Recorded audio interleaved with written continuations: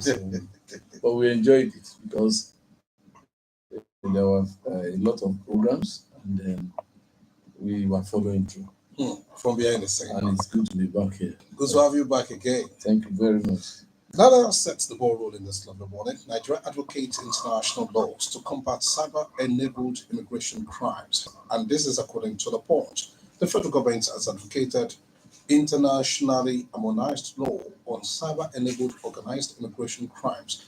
The Minister of Interior, Dr. Ogundimu, stated this during an interview with newsmen in London on Tuesday. Now, cyber-enabled immigration crimes. The Minister of Interior was in London yesterday and spoke about its international collaboration and all sorts. What have you to say about this? Well, I think, frankly, there is a need for that synergy at the international level, because you discover that crime is no longer something that should be taken with levity. By the day, those involved in it are advancing, and I say by the day.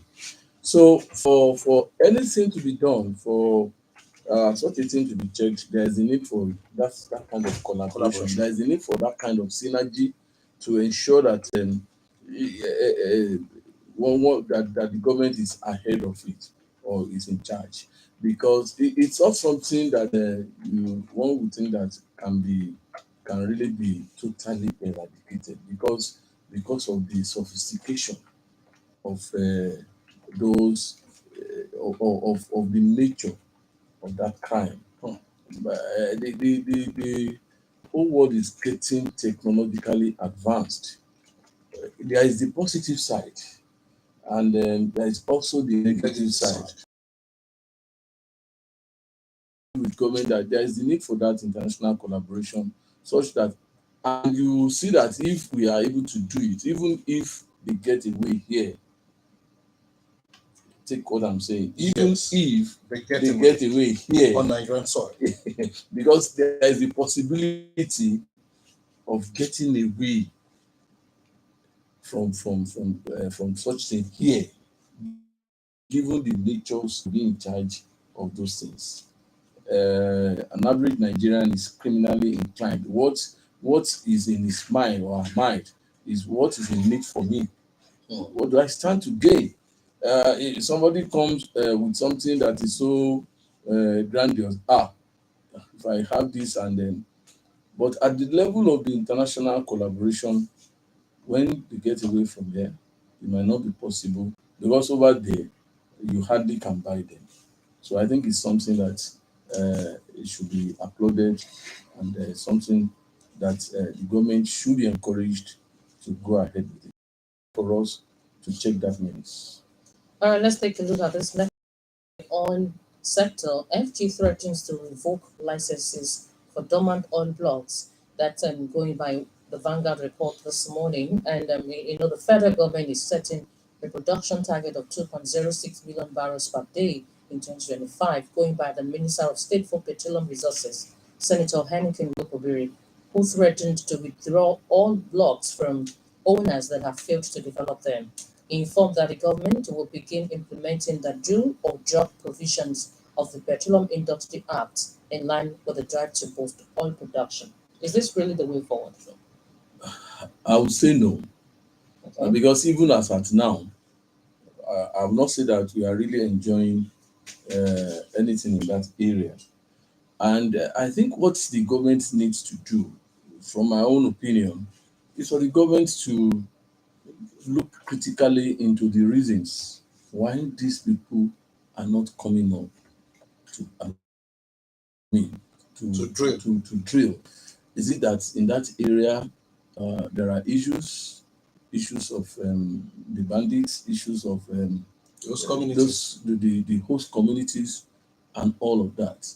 And when you look at all the things involved, then you can sit down with these people. You see, you cannot just say, okay, it's like having a child who's having issues in the school or with something, and you just feel that the best you can do is to throw away the child, to just abandon him or her. It is not done that way. I feel that at the level of the government, the minister of state now, because I think it is the president that is the substantive minister.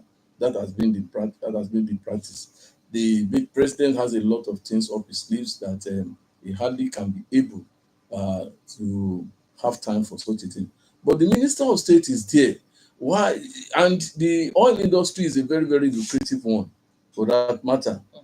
Yes, and I think it's one of those things that anybody will want to venture into. To the extent that they are not drilling now, they are not taking up the blocks to be able to make it function.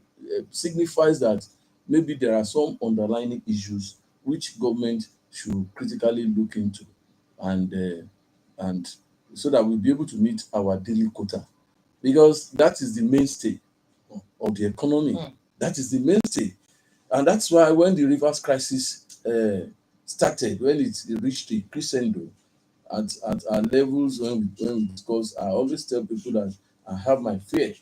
My fear to the extent that I know that the boys will come out from the trenches, and whichever way, if it doesn't go down well with them, they will disturb us. And for the little 2 or 3 days that they really came out, it had a lot of effect on on us as a nation. So So the economy.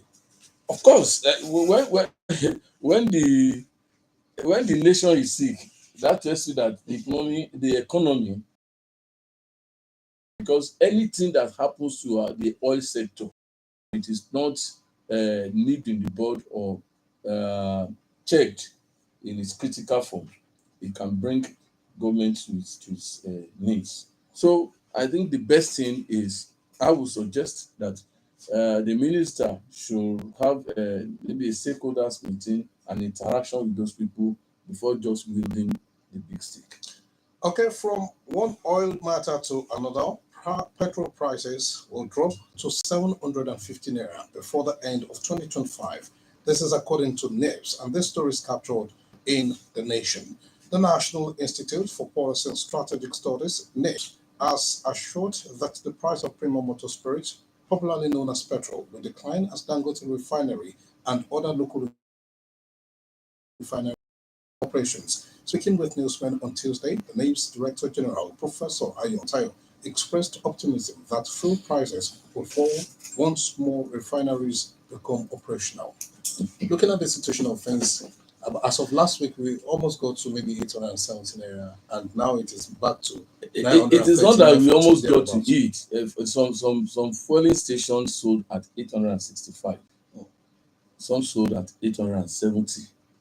In my place at Olomore, there is the MRS just came in now. Some filling So stations. some filling stations. When MRS came in newly, it was selling at 870.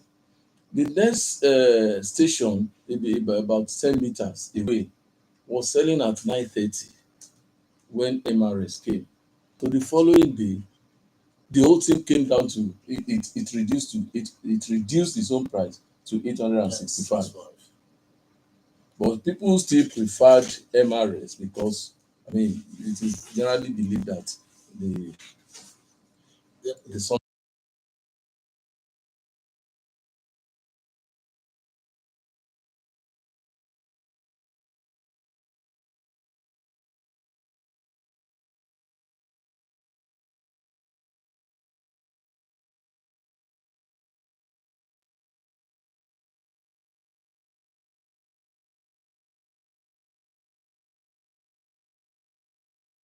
up again.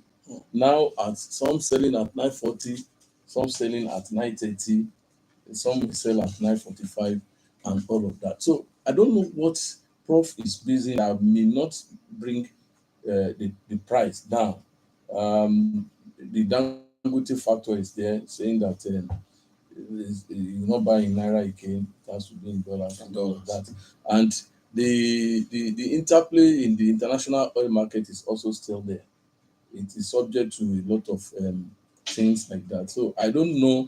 Maybe Prof is trying to conjecture a situation is praying for us that we get to such a level that it will reach the price that he's talking about. But I'm not seeing it. He's trying to be optimistic, especially this morning that news filtered into the air that something's actually playing up at the NFPC level. Well, it's no longer a secret that Abba Kyari has been removed and he has been replaced. The entire board has been asked to go. And you see, from the comments one has read, we're asking how did it get to this? How did it get late? That's It's been long overdue. that they expected that the man should have left. Okay. So it's neither here nor there.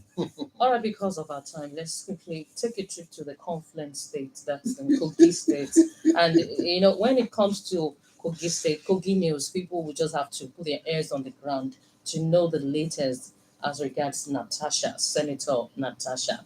Hold up Bayo, Bayo, Ododo, responsible if anything happens to me. Not me. I'm talking about Senator Natasha Akpoti-Uduaghan. The lawmaker representing Kogi Central Senatorial District, Senator Natasha Akpoti-Uduaghan, on Tuesday urged Nigerians to hold Senate President Godswill Akpabio, Kogi State Governor Alhaji Ahmed Ododo, and his predecessor Alhaji Yahaya Bello responsible if she and her supporters are attacked. And when it comes a few hours after she pledged in a statement to go ahead with her scheduled visit to her constituency for the Eid al-Fitr break and the rally planned for her homecoming. And also in the news yesterday, the police were saying that she should just cancel the homecoming. She should not come for the rally, given the reasons that, some thugs are meant to hijack that rally. And she still went ahead. So what's your say on this? I'm going to balance my arguments and looking at the whole story the way it started. And I want to look at it that both sides have some kind of blame or the other. I want to believe that the issue was not very well. But be that as it may, we've had a lot of rallies, either planned or unplanned, in this country. Even those that are in government now then were involved, and heavens did not fall. Somebody wanted to come to her homestead, and we are saying that she should not come, that the hoodlums will hijack and all of that. I think it's so funny that our security agents are saying that kind of a thing. Are they saying that even if such a thing, if peradventure the rally was hijacked, if she came and to address a rally, they're saying the security agents cannot be effectively in charge. It marks up a lot of politics, and it's so funny. And what have you? And the woman came, and heavens did not fall. Okay, you can take charge of the road network and all of that. If I'm coming by the road, you may block me, you may prevent me from coming into the town and all of that. And the woman came by helicopter. She landed in her compound, and I don't know if you watched that clip. The crowd, the mammoth crowd. I was about saying that. It was mammoth. It was massive. And I looked at it and I was asking myself, okay, if this woman came and the whole of this crowd was here, and there was no problem. So where was the security report that suggested that if she came, there will be problem, there will be hulabalu and all of that? The woman came. That is to tell you that her people, she's well accepted. Welcomed with open arms. Accept her. And you also have to look at the issue of her recall and all of that. I look at the funny scenarios, getting signatures and all of that. And I asked myself, if you got such a support for her recall, how come that somebody whose constituency is saying call now had a lot of crowd that came to welcome her back? And the woman said she came for Salah celebration. I wanted to ask you that, is it truly a rally or Eid al-Fitr celebration from what you saw yesterday? Well, you can say we have both. Yes. Yeah, they came to celebrate with her, and in the process, they had a rally. She had to they were happy. Yeah, they were happy seeing her. Okay, did we witness anything untoward? Nothing. We have not heard that maybe somebody was wounded or somebody was injured, or that the hoodlums went to the town and started looting and all of that. That is to tell you that the woman is accepted by her people, and there is nothing we can do to it. That is what is called democracy, acceptance. So when you see that mammoth crowd, then what comes to your mind when they said they've gathered 250,000, over 250,000 Stop where and signatures, city. Don't looking let us, at don't let us 463? don't let us deceive ourselves. We know when politics is at play, and I think that more often than not in this country, we play a lot of politics rather than facing the real business of governance, and the masses are really at the other end, at the They are always receiving at the end. receiving end. At the receiving Exactly. end, we are not benefiting.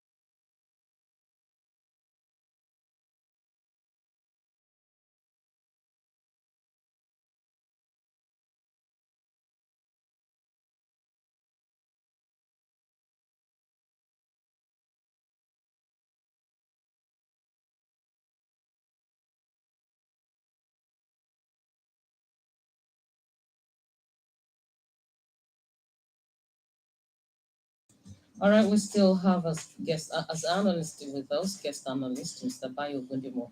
Still the headline review segment with him, and we like to open the lines now. 0803-437-9453 and 0815-032-0226. What have you got to say in all of this that we have mentioned? Hello. Hello, Titilope. Good morning, Mrs. Ajelade. How are you How are doing? you today? Fine, thank you. How are you doing too? Same here, same here. We have second gentleman. Rosie, how are you? Good morning. Good Good morning. How are you? Yes, it's been.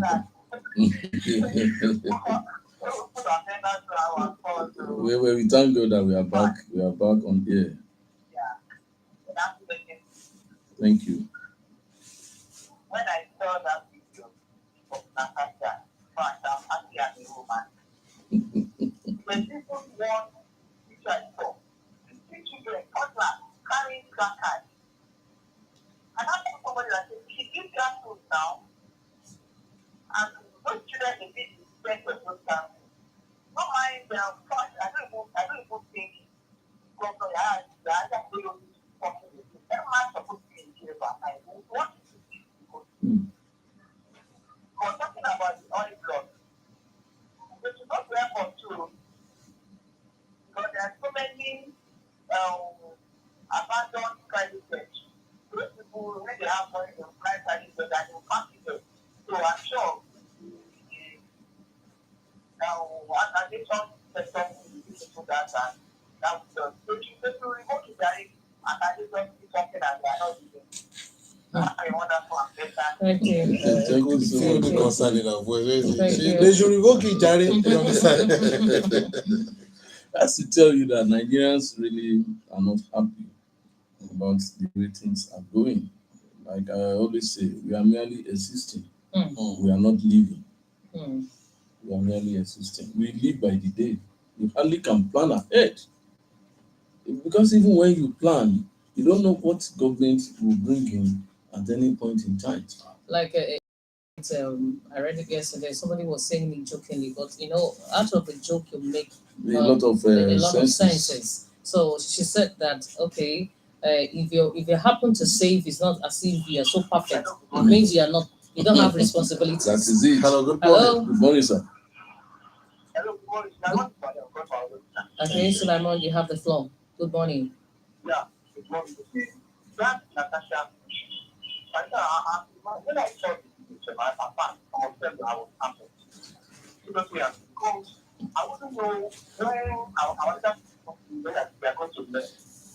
So I can show them that they come to see the civil expenses more expensive than conducting my election. So they want to do something from that examination. I cannot tell them that they can't change.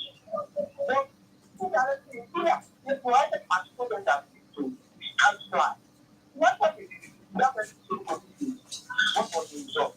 Because I think that's why people think to make what I say as something. So for me, it seems this for that. You don't know what to do for the power to be a institution. So it makes for when election is coming, it's not a way to excellent work. But when after the election, we try to move the country forward. People should pray for the people when I'm going to move forward in this country.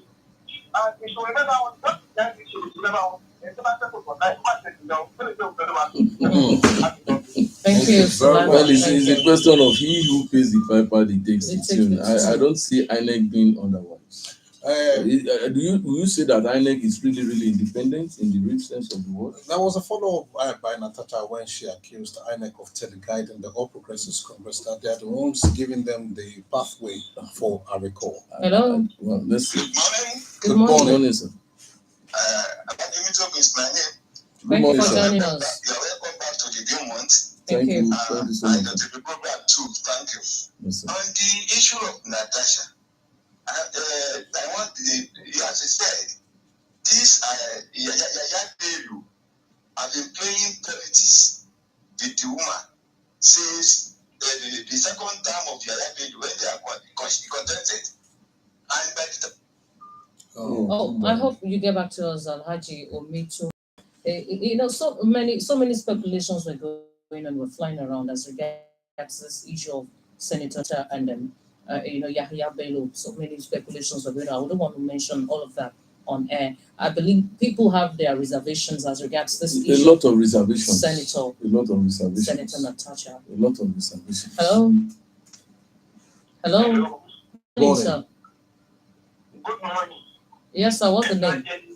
Evangelist Alanibo. All right. Good Thank you morning, for sir. calling, sir. I'm speaking from. I will talk of two issues that you have discussed here. Please go ahead. The oil something The oil block. that they say is wow. You see, they need to do what they intend to do. In that some of these people that were licensed, that got license is or what we call it, they did that while they were in position. Because it was easy for them just to do it. They don't have the intention of doing it. They want to use their position to get it, and when they get it, they can't operate it. Those ones, when they look into that, they should expunge those ones. Then here, right of the one who that is supposed not to be a judge in his own court. He used his position to deal with that woman. It is wrong. And the Almighty God knows what he's going to do. Thank you. Good morning. Thank you. Bless me and you and those who say amen. Thank you. Amen. Evangelist Alani was saying that The evangelist. you can't be a judge in your own case. It's not possible. It's not. That's exactly what he's Well, saying. it's what we have generally expressed. One would have expected at that level that when the woman was to be put on trial, so to say, the Senate President should have excused Should have stepped down to himself. allow And it investigation was to make what place. happened during the investigative hearing. Hello. I like the people who is calling back. All right. Oh, Good to have you back. On the Natasha, the issue of this Natasha is that the Yaya Bello and all of them, they are playing politics with that woman. Very strong woman. We need such woman like that. We remember by the time we want to contest for the Senate, this Senate, the also called Yaya Bello went to his constituency and continued to dig hole for people not to be able to come and vote. So and then they are just doing politics with her. And I love the woman. She continue like that. So the law will catch up with the Ayatollah at the end of the day. Don't worry. The law will catch up with him. But the issue of this petroleum something, it is good, man. The direction that the woman gave is good because we need more production of crude oil to surface both Dangote and all these local ones that they are coming up. In fact, the one budgeted that to support it, they don't realize this. Majority of them have the license, they don't have the financial muscle to do it. So that's to effect it. That's the problem. If they can go and all this Dangote can come up and be located to them, it will relieve Nigerians. Even the government will realize better from that. Because the more you produce more, to favor our quotas and the what's called the international market. Thank you. That's the right step to go. Let the man try them out. They don't have the money to put to the project. Thank you. Why were they licensed in the first instance? Oh. Why were they licensed? If I believe that before such licenses were issued, you will have carried out some background investigations to know whether, I mean, there will be a lot of things that would have been mapped out for anyone who wants to come in to comply with. Did they do that ab initio? And that was why I said, see, there is a need for the minister to interact with them. I mean, you don't even know whether there are clauses in that deal that says you cannot just go ahead and take such a decision. Has it done enough on that? There is a need for that interaction. And what is more, you are dealing with people, you are not dealing with robots. Okay, now, Mr. Ogundimu, let's take the final review. Yeah, most definitely. This morning is still on security. Northern Elders Lord Tinubu Matawali, CDS, over improved security in Northwest. And this is according to the nation. The Northern Elders School Development Group has commended President Bola Tinubu, the Minister of State for Defense, Dr. Bello Matawali, and the Chief of Defense Staff, General Christopher Musa, for their efforts at improving security in the Northwest region of the country. Security in the northwestern part of the country. It's the fact that people were able to have this Idil Fitr celebration without bandit attacks. That is to tell you that if the government had been serious ab initio, then I think we wouldn't have gotten to the level that we got to. And I don't want to see it at the Northwest alone. It should be a holistic one. We are also having issues in the Southwest. If it's not, let's say, well, it is not yet pronounced that, but kudos that a government was able to put it on check. And I think that, like people have generally expressed, generally commented on the issue, those people were thriving because the government was not serious on really putting an end to it. Go to this forest. The government knows where the forests are located, and that's where these people are hiding. These are people troubling the peace of the nation. What do we lose if we destroy them? Yes. And there's a route that leads to their enclave. Of course. To the extent that they will give direction on how they want to collect their whatever ransom. And the ransom will be collected. And you are saying that we should have NIN, we should register our SIM and all of that. Does it mean that those SIMs with which they are operating cannot be tracked? Okay, because of our time is fast spent. We just have to take some more programs. We're still in the Lenten season, so we just have to accommodate more programs. All right, Mr. Did you say we are still fasting? We are still fasting.